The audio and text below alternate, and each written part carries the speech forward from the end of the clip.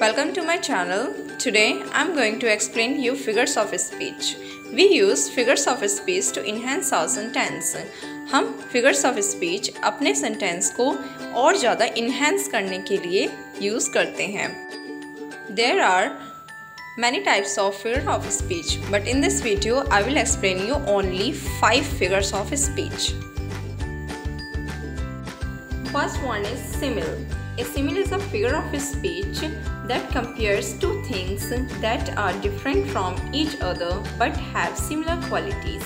Simile एक ऐसा figure of speech होता है जहाँ पे दो चीज़ों के बारे में आपस में comparison किया जाता है, उनको compare किया जाता है, पर वो एक दूसरे से totally different होते हैं, पर वो similar क्वालिटीज़ को शेयर करते हैं.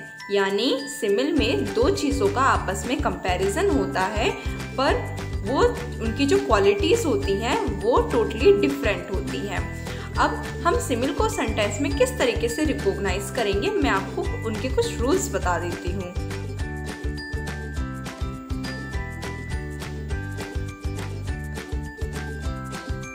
ट्रिक, मैं आपको 2 ट्रिक्स बताती हूँ. फर्स्टली हम क्या करते हैं, पहले जिस सेंटेंस में दो चीज़ों के बारे में या दो पर्सन या दो किसी भी एनिमल या किसी भी थिंग के बारे में कंपैरिजन किया जाएगा और उसके साथ एज, लाइक, सो ये वर्ड्स का यूज़ होगा, सो वहाँ पे हमें सिमिल का यूज़ करना है. Here an example of simile. You can see a line. He is as brave as a lion. So you can see as. यहाँ पे he और lion के बीच में comparison हो रहा है, और यहाँ पे आप as भी देख सकते हैं. तो जहाँ पर भी as, like, so यूज़ होता है वो हमारा simile figure of speech होता है. सो यहाँ पे आपको 3 ऑप्शंस दिए गए हैं कि इसमें से कौन सा ऑप्शन करेक्ट है. ये मेटाफोर है, सिमिल है, पर्सनिफिकेशन है. So you should click simile, क्योंकि यहाँ पे दो लोगों के बारे में कंपैरिजन हो रहा है और यहाँ पे कंपैरिजन वर्ड एज का भी यूज किया गया है. Metaphor. A metaphor is a figure of speech which is used for implying a comparison between two things. दो चीज़ों के बारे में यहाँ पर भी comparison हो रहा है that have something in common, जिनमें कोई चीज़ common होती है but are in generally different from each other. लेकिन कोई चीज़ common होने के बावजूद भी वो different होते हैं एक दूसरे से.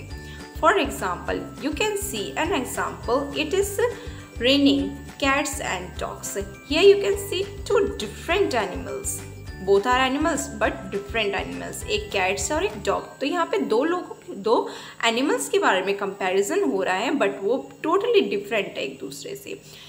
जब दो चीज़ों के बारे में आपस में comparison होता है but वो different होते हैं, और जहाँ पर भी कोई भी comparison word like, as, so word नहीं यूज़ होते हैं, तब हम वहाँ पे मेटाफोर पे टिक करते हैं. Here you can see an example. John is a sheep. यहाँ पे John का कंपैरिजन sheep से किया गया है. So और यहाँ पे कोई कंपैरिजन वर्ड भी हमें नहीं दिख रहा है, तो यहाँ पे सिमिल नहीं होगा, यहाँ पे मेटाफोर होगा. अगर यहाँ पे आपको like, so, as word show होते तब हम सिमिल पे टिक करते.